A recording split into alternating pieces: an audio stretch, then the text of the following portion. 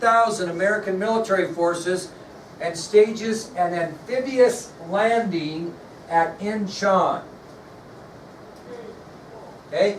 So in mid-September of 1950, General MacArthur and his 13,000 American military forces staged an amphibious attack behind enemy lines at Incheon. You can see it on your map. Well, this turns out to be incredibly successful. He hits them behind the lines, he cuts off their supply lines, they fight like the dickens.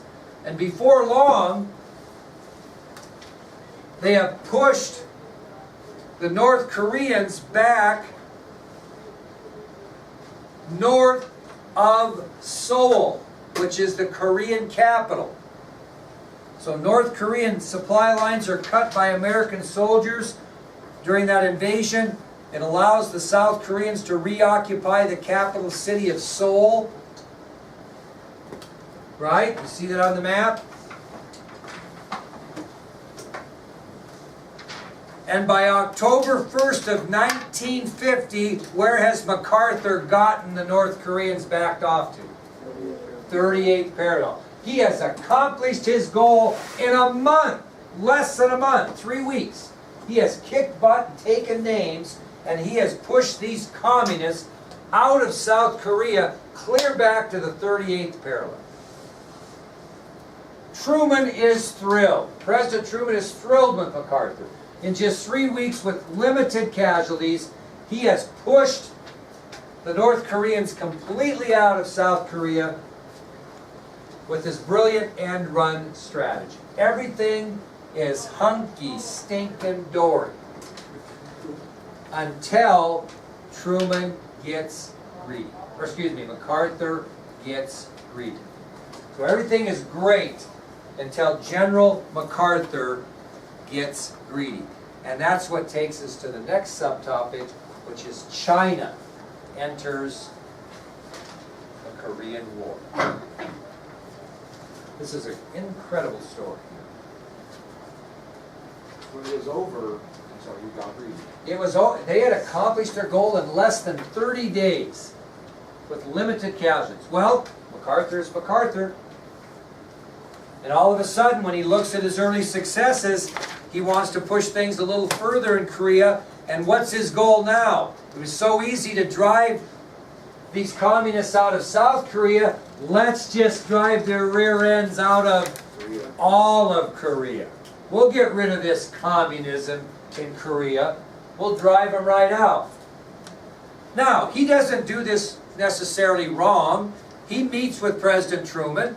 He explains his plan. President Truman has great confidence in MacArthur. Why would he not have confidence in him? Did he just not do a great job in the Pacific during World War II? So he gets Truman's blessing to go ahead and move forward past the 38th parallel and try to push the Koreans, not North Koreans, out of their country and make it non-communist. Good idea and thought. Well, word gets out to the Chinese government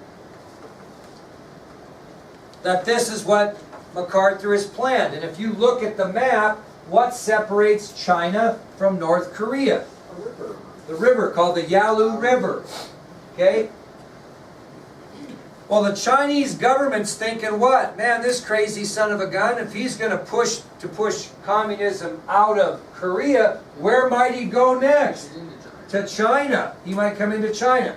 So the Chinese government makes it pretty clear to the United Nations, because this is fought under UN command, that American troops are to stay clear of the Yalu River.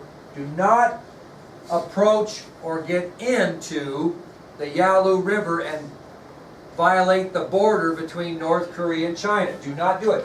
I'm not sure historically that they were all the way concerned about them taking North Korea out, but they sure didn't trust them stopping there. Does that make sense?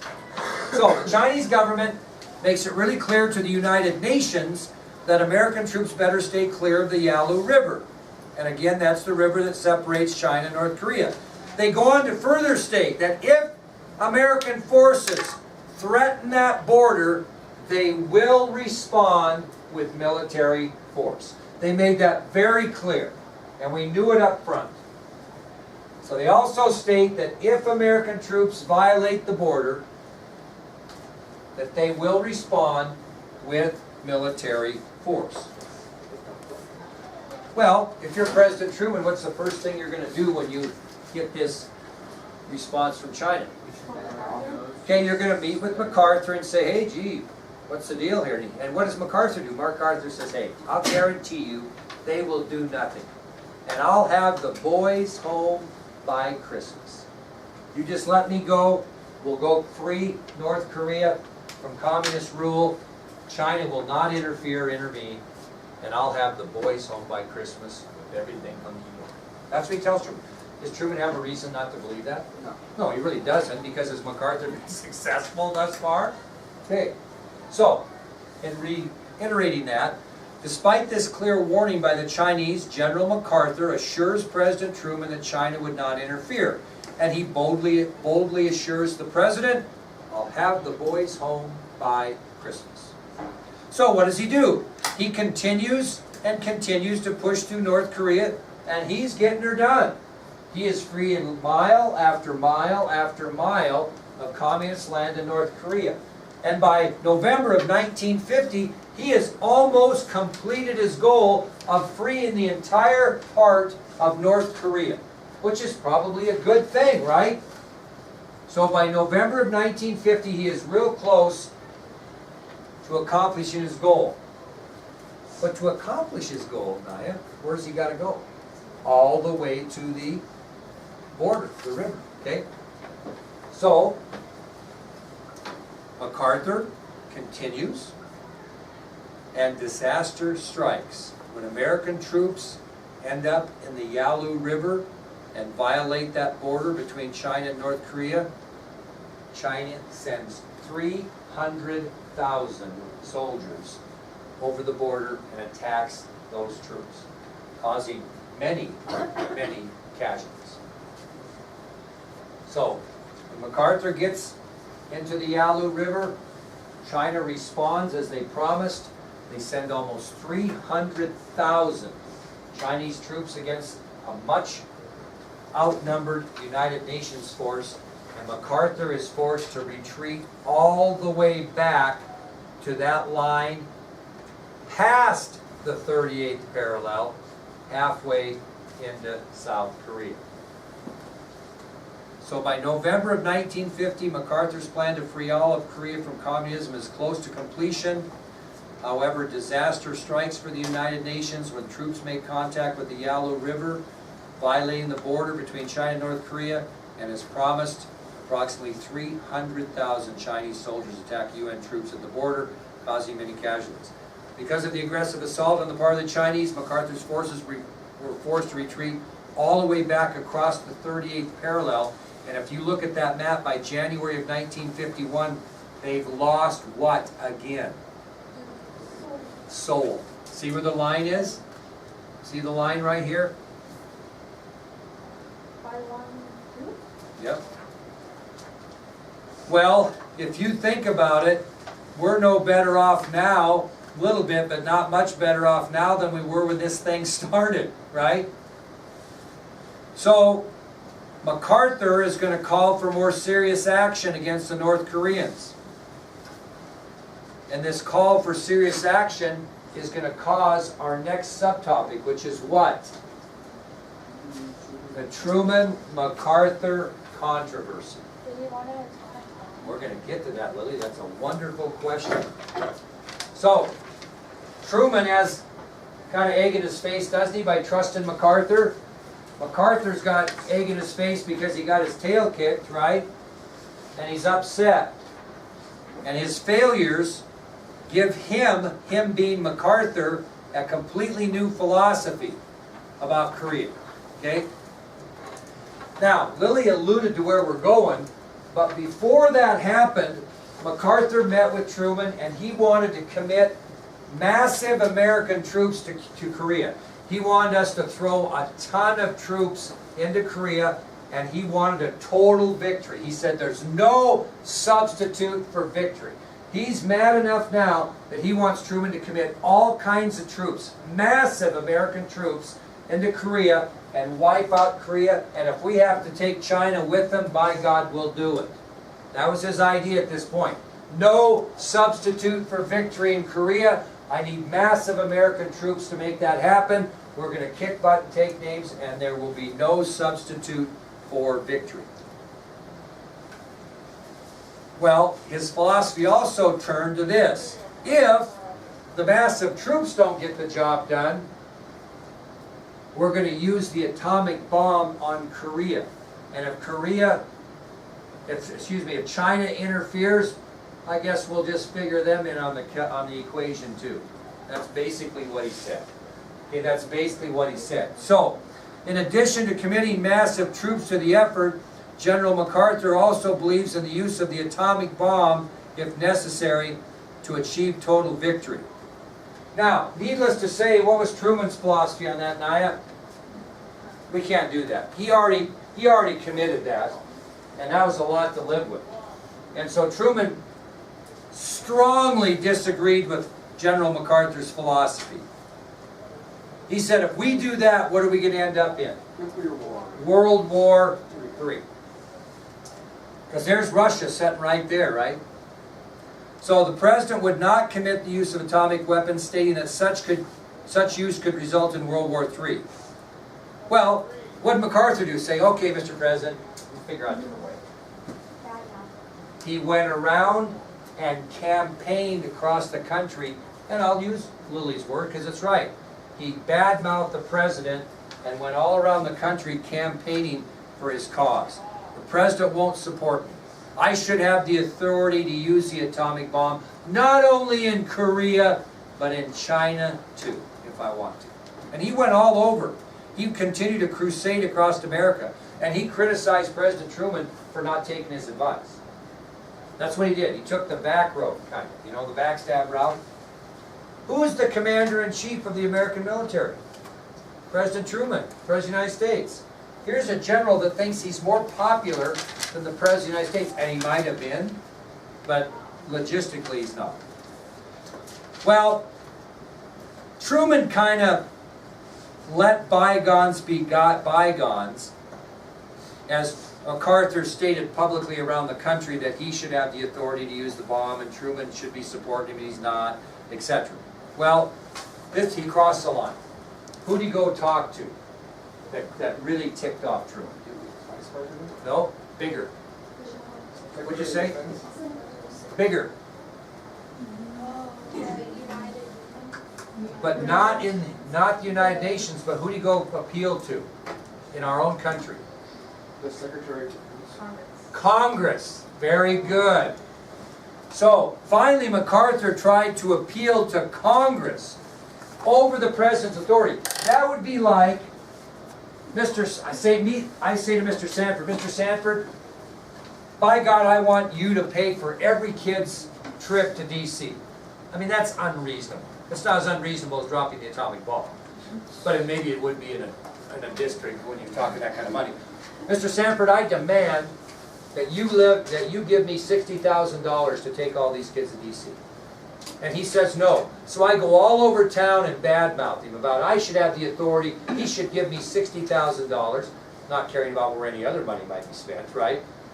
And by God, I think that he needs to give me that. And I campaign against him, and I campaign against the superintendent, and I campaign against the school board. And finally I decide that I'm going to go to the state legislature in Wyoming and complain to them about it. What is that board going to do to me? Well, what are they going to do? They're going to fire me, right? Because I'm circumventing every chain of command in the world, right? Well, to make a long story short, when General MacArthur tried to appeal to Congress over the President's authority, Truman could not take anymore, and on April 11th of 1951, he relieved MacArthur of his command. In essence, fired the popular general. April 11th, 1951, Truman can take no more, and as Commander-in-Chief, he relieves very popular Douglas MacArthur of his duties. And basically what he does is he fires him. Okay? Now, here's how he justified this, and you need to know this. He said, he justified his actions by stating that no general, no matter how popular, should be allowed to trump decisions made by the President of the United States. Real clear. He said no general, no matter how popular, should be able to trump decisions made by the President of the United States. The President of the United States, kiddos, is the commander-in-chief. He runs the military. And Truman's point is, no general, no matter how popular that general might be, can trump or make decisions or change decisions, made by the President of the United States. That does not happen. And he later went on to tell the media, I could do nothing else and still be president. Right? You can't let the tail wag the dog, can you? I mean, he can't do this. He couldn't let MacArthur tell him what to do. He's the President of the United States. So his point was, I could do nothing else and still be president. Well, President Truman replaced General MacArthur with General Matthew B. Ridgway. Truman replaced General MacArthur with General Matthew B. Ridgway.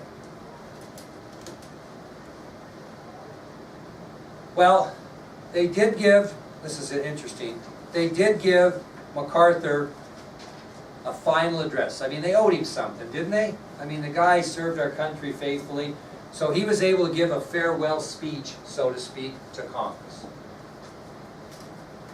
And when he was giving that speech, to show you his popularity, he was interrupted with standing ovations more than 50 times. More than 50 times. So during his speech to Congress, or his farewell address, so to speak, as military general, in front of Congress, he was interrupted with standing ovations more than 50 times. That's pretty incredible.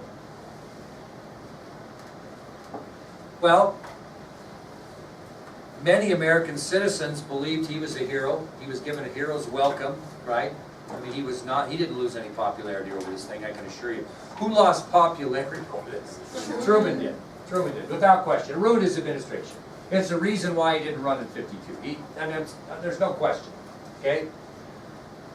So while MacArthur's given a hero's welcome back to the United States by a majority of American citizens, the one that's not given much of a hero's welcome, or the one that takes the heat on this, is President Truman. And his decision to fire MacArthur, which I think was the right decision, led to the Republicans winning the upcoming election of 1952. Now, you think about this, kind of ironic. He fires one very popular general, which leads to his demise, right? And who becomes president in 1952? The second most popular general, arguably, in the history of our country, Dwight Eisenhower. So, you think that was a good political ploy by Eisenhower? I mean, he really didn't, we'll talk about this, he really didn't want to run at first, but he thought if the American people wanted him to serve his country as president, he would be a good soldier, and he ran. But didn't he have a great strategy? I mean, they just fired a popular general. What better time to bring in another popular general to take over the presidency, which maybe many people thought probably MacArthur should have had, right? Okay, well that ends the test material here, kiddos, and so we will have, trying to think this over, tomorrow is Friday. How many of you are going to be gone tomorrow? A few of you. I'm not going. Okay, here's what we're going to do to make it fair. We'll figure something out for tomorrow, and then we will have a review on Monday and a test on Tuesday. How's that? Will that work for y'all? And then we're going to move on to the Eisenhower administration, and before long, guess where we're going to be? All the way with JFK. That's crazy. This is fun. We are doing pretty good. We are not going to spend as much time on the Kennedy administration as classes in the past, however. Mr. Dirt.